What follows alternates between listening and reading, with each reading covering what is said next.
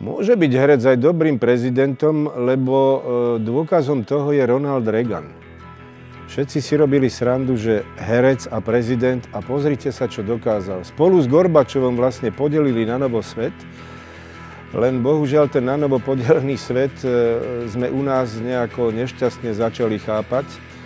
A preto by bolo dobré, keby prišiel prezident, ktorý by to nešťastné chápanie trošku napravil. A možno by to mohol byť aj Milan Kňažko. Nemal som ešte ani 5 rokov, keď komunisti zavreli môjho otca. Okupácia v 68. to bol môj najponižujúcejší zážitok v živote.